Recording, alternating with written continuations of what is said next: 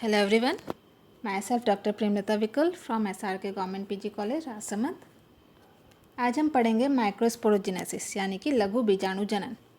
लघु बीजाणु जनन क्या है या माइक्रोस्पोरोजेनेसिस क्या है? Microsporogenesis it is the formation of microspores inside the anther of a flower is called microsporogenesis. यानी कि पुंकेसर के अंदर माइक्रोस्पोर्स यानी कि लघु बीजाणु का बनने की जो प्रक्रिया है वो कहलाती है लघु बीजाणु जनन। पुंकेसर यानी कि स्टेमन के 3 पार्ट्स होते हैं, एंथर, फिलामेंट और कनेक्टिव, यानी कि परागकोश, पुतंतु एंड संयोजी। तो जैसा कि आप डायग्राम में देख रहे हैं, यहाँ पे हमें क्लियरली दिख रहा है, एंथरलोब्स भी दिख रहे हैं। कनेक्टिव वो पोर्शन है जो फिलामेंट और एंथरलोब्स को जोड़ने का काम कर रहे हैं। फिर हम देख रहे हैं कि स्टेमन्स जो हैं वो 2 प्रकार के हो सकते हैं, डाइथिकस और मोनोथिकस।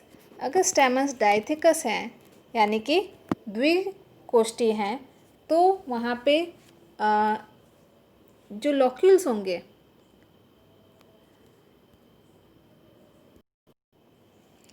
स्टेमन्स अगर डाइथिकस हैं यानी कि द्विकोष्ठी हैं तो वहाँ पे जो लॉक्यूल्स होंगे वो 4 होंगे, यानी कि चतुष्क बीजाणुधानी उसमें प्रेजेंट होंगे, टेट्रास्पोरेंजेट होंगे, जैसे कि हमें यहाँ पे 4 लोब्स दिख रहे हैं बी वाले डायग्राम में। इसी तरह से अगर स्टेमन्स मोनोथिकस है यानी कि एक कोष्ठी है तो उसके 2 ही लॉक्यूल्स हमें दिखेंगे, यानी कि द्विबीजाणुधानिक यानी कि बायस्पोरेंजेट कहे जाएंगे उस प्रकार के स्टेमन, जैसा कि डायग्राम सी में हमें दिख रहे हैं, यहाँ पे 2 ही लोब्स दिख रहे हैं, जबकि बी में हमें 4 लॉक्यूल्स दिख रहे हैं, 4 कोष्ठक दिख रहे हैं।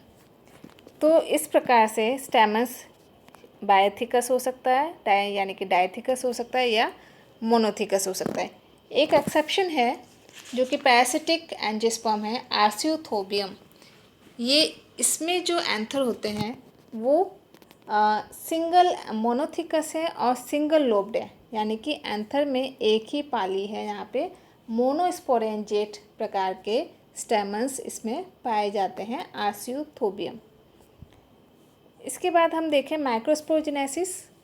माइक्रोस्पोरोजेनेसिस की जब प्रक्रिया होती है तो हम देखते हैं कि सबसे पहले एंथर्स के अंदर हम देखेंगे जब भी एंथर बनने वाला होगा तो हम वहाँ पे देखेंगे कि इनिशियल स्टेज पे it consist of mass of parenchymatous cells, यानी कि मृदुकीय कोशिकाओं का ही कुछ समूह प्रेजेंट होता है। और ये मृदुकीय कोशिकाएं जैसे कि ये हम यहाँ डायग्राम में देख रहे हैं, इनिशियल स्टेज पे यहाँ पे जहाँ पे भी एंथर बनना होता है वहाँ पे एंथर के टिप पर सभी सेल्स जो हैं पैनकाइमेटस है, मृदुकीय हैं, एक समान है। फिर लेटर स्टेजेस में बाद में फिर ये इसमें 4 लोब्स बन जाते हैं इस प्रकार से, जैसा कि आप इस डायग्राम में देख रहे हैं, ये टेट्रा लोब्ड स्ट्रक्चर बन जाता है। तो इस टेट्रा लोब्ड स्ट्रक्चर में एपिडर्मिस के नीचे की तरफ जो सेल्स हैं, हाइपोडर्मल सेल्स में से इन चारों लॉक्यूल्स जो रीजन है 4 लोब्ड वाला, हर लोब के नीचे की तरफ, एपिडर्मिस के नीचे की तरफ हाइपोडर्मल सेल की कुछ कोशिकाएं एनलार्ज हो जाती हैं, बड़ी हो जाती है, उसमें लार्ज न्यूक्लियस डेवलप हो जाता है, न्यूक्लियोलस डेवलप हो जाता है, डेंस साइटोप्लाज्म इकट्ठा हो जाता है और ये कोशिकाएं फिर एक्ट करती हैं आर्किस्पोरियम की तरह। आर्किस्पोरियम या आर्किस्पोरियल सेल यानी कि प्रप्रसु कोशिका की तरह एक्ट करती है। इसी प्रप्रसु कोशिका में ही आगे के डिविजन्स होते हैं, जिससे फिर आगे पूरा एंथर का डेवलपमेंट होता है, जिससे माइक्रोस्पोर बनने की प्रक्रिया होती है। इस आर्किस्पोरियल सेल में सबसे पहले ट्रांसवर्स डिवीज़न होगा, इस प्रकार से ट्रांसवर्स डिवीज़न होगा, जिससे कि ऊपर की तरफ प्राइमरी पैराइटल सेल बनेगी यानी कि प्राथमिक भित्तीय कोशिका बनेगी, और नीचे की तरफ प्राइमरी स्पोरोजिनस सेल बनेगी यानी कि प्राथमिक बीजाणुजनन कोशिका बनेगी। फिर इस प्राइमरी पैराइटल सेल में फिर एक वर्टिकल डिवीज़न होता है, जिसकी वजह से यहाँ पे बनेंगे 2 पैराइटल सेल्स यानी कि 2 भित्तीय कोशिका डेवलप हो जाएंगी। इसी पैराइटल सेल्स में फिर आगे फिर से एंटीक्लाइनल डिविजन्स मीन्स और भी अपनतिक विभाजन और परिणतिक विभाजन होकर के फिर यहाँ पे ये जो पैराइटल सेल से स्पोरेंजियल वॉल का फॉर्मेशन होता है। इससे 3 से 5 लेयर की स्पोरेंजियल वॉल बनती हैं। और ये प्राइमरी स्पोरोजिनस सेल जो है, इसमें कुछ एक डिविजन्स हो सकते हैं या फिर नहीं भी हो करके प्राइमरी स्पोरोजिनस सेल यानी कि प्राथमिक बीजाणुजनन कोशिका, इसमें कुछ डिविजन्स होंगे और फिर वो बनाएंगे स्पोरोजिनस सेल्स यानी कि बीजाणुजनन कोशिका बनाएंगे। फिर आगे का जो डेवलपमेंट है प्राइमरी पैराइटल सेल का, ये हम देखेंगे आगे। इस प्रकार से जब स्पोरेंजियल वॉल बन रही है, 3 to 5 लेयर स्पोरेंजियल वॉल बन रही है, तो हम देखेंगे जो आउटरमोस्ट लेयर तो एपिडर्मिस है, जो कि इसके अंदर के टिश्यूज़ के प्रेशर की वजह से जो आउटरमोस्ट लेयर एपिडर्मिस है वो बीच बीच से टूट जाती है। तो ये हमें सबसे ऊपर की तरफ ब्रोकन एपिडर्मिस दिख रही है। फिर इसके नीचे जो 3 से 5 लेयर की जो स्पोरेंजियल वॉल बन रही है, उसमें से जो आउटरमोस्ट लेयर है उसे कहा जाता है एंडोथीशियम। ये एंडोथीशियम की जो कोशिकाएं हैं, इनमें साइटोप्लाज्म ड्राई हो जाता है, इसमें फाइब्रस थिकनिंग्स डेवलप हो जाती हैं। जिस तरह से हम देख रहे हैं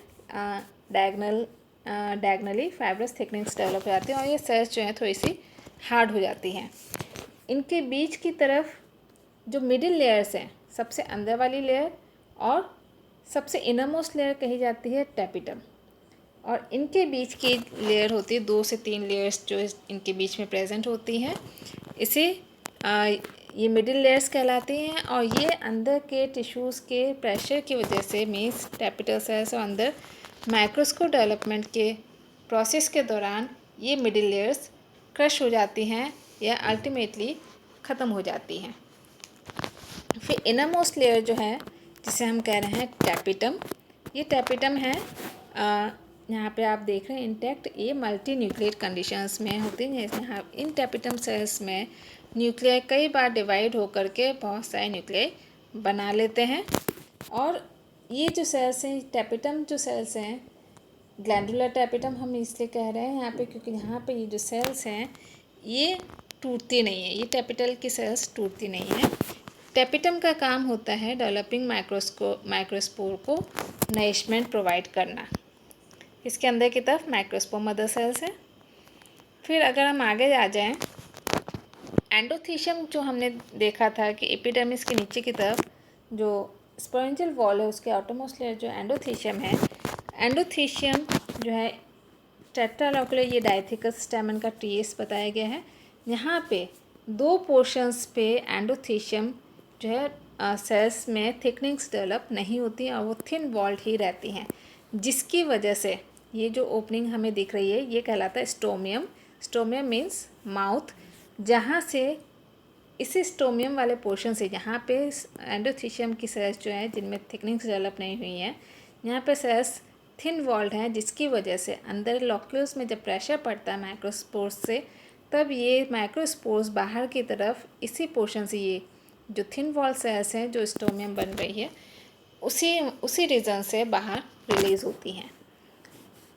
यहाँ पे अगर हम डायग्राम देखें इस प्रकार से, सबसे इनिशियली लेवल पे जो टिश्यूज़ हैं सभी पैनकाइमेटर सेल्स हैं, undifferentiated mass of cells present है। फिर बाद में एपिडर्मिस के नीचे की तरफ कुछ कोशिकाएं जो हैं एनलार्ज हो जाती है, उसमें न्यूक्लियस डेवलप हो जाता है। इस तरह से ये सेल्स जो हैं ये हाइपोडर्मस सेल्स आर्कीस्पोरल सेल्स कहलाती हैं। ये 4 कोनों पे डेवलप हो जाती हैं। इन्हीं आर्कीस्पोरल सेल्स में फिर फर्दर डिविजन्स होते हैं, जिसकी वजह से प्राइमरी पैराइटल सेल्स बनती बाहर की तरफ और अंदर की तरफ जो है प्राइमरी स्पोरोजिनस सेल्स बन रही हैं। फिर इस प्राइमरी पैराइटल सेल्स से ही और भी इसमें एंटीक्लाइनल और पेरिक्लाइनल रीजन्स हो रहे हैं, जिसकी वजह से 3 to 5 लेयर्स स्पोरेंजियल वॉल बन रही है। एंडोथीशियम की हमने बात की थी, जो ये सबसे ऊपर एपिडर्मिस है, ये स्पोरेंजियल वॉल की सबसे आउटरमोस्ट लेयर जिसे हम एंडोथीशियम कह रहे हैं, इसमें फाइब्रस थिकनिंग डेवलप हो जाती है और ये हार्ड हो जाती है। लेकिन 2 पोर्शंस पे ये थिकनिंग्स डेवलप नहीं होती है। स्टोमियम वाले पोर्शन में ये मिडिल लेयर्स हैं और सबसे इनरमोस्ट लेयर जो है ये दिखा रखा है डायग्राम में, ये है टैपिटम। टैपिटम यानी कि पोषक लेयर है। जो डेवलपिंग माइक्रोस्पोर्स को नरिशमेंट प्रोवाइड करती हैं। और अंदर की तरफ ये प्राइमरी स्पोर्जिनस सेल्स से फिर डिवाइड होकर के स्पोर्जिनस सेल्स बनती हैं। फिर वो स्पोर्जिनस सेल्स या तो डिवाइड होकर के माइक्रोस्पोर मदर सेल्स बनाती हैं या फिर एज सच ही स्पोर्जिनस सेल्स ही माइक्रोस्पोर मदर सेल्स की तरह एक्ट करती हैं। यहाँ पे हम देख सकते हैं मैच्योर एंथर स्टैमेन का ट्रांसफर सेक्शन क्लियरली दिख रहा है। सबसे आउटरमोस्ट लेयर एपिडर्मिस, उसके नीचे की तरफ एंडोथेशियम, फिर मिडिल लेयर्स हैं। और ये यहाँ पे हम देख रहे हैं मिडिल लेयर्स के नीचे की तरफ जो है ये इनरमोस्ट लेयर, ये है टैपिटम,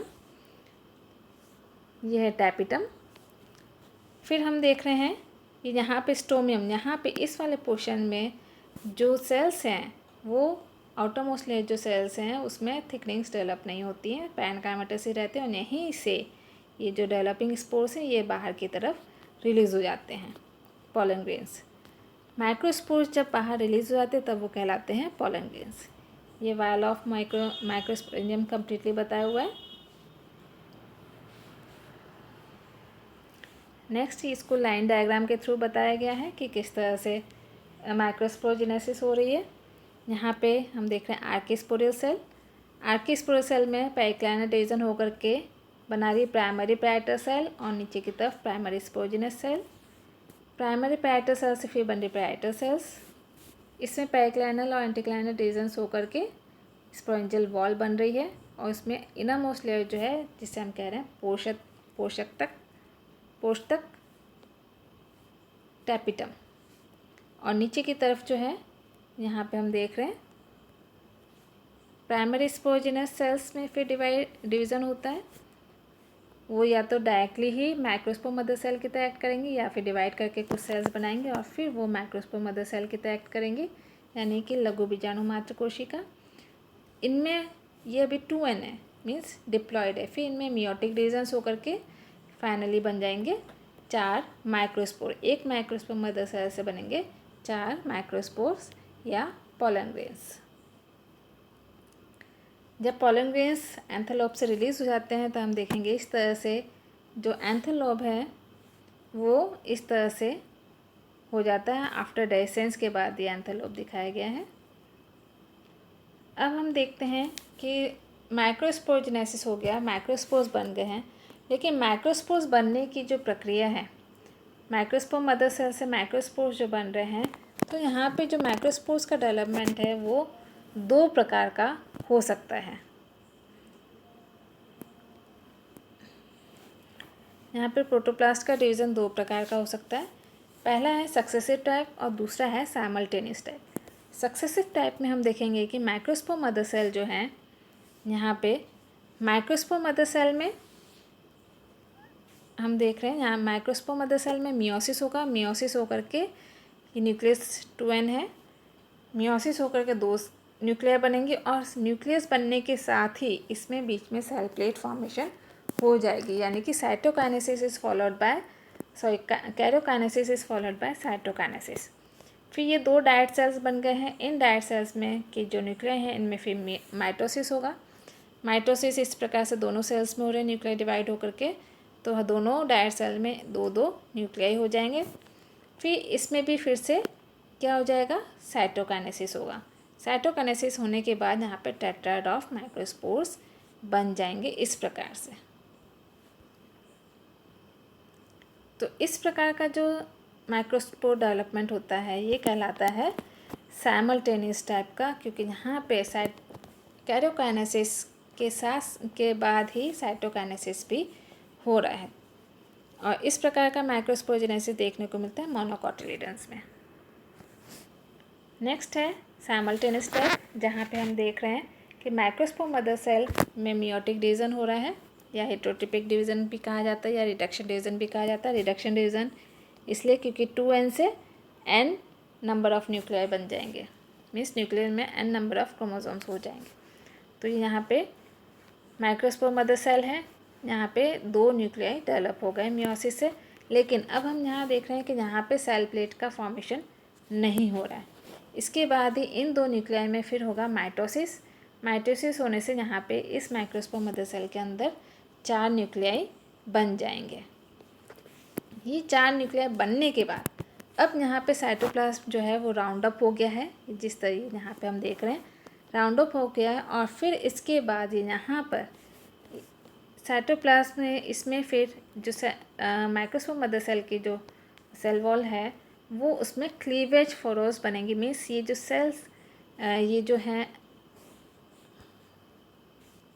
ये जो यहाँ पे इस तरह से ये अंदर की तरफ धंसना शुरू होएंगी और इस प्रकार से यहाँ पे टेट्राड ऑफ स्पोर्स बनेंगे।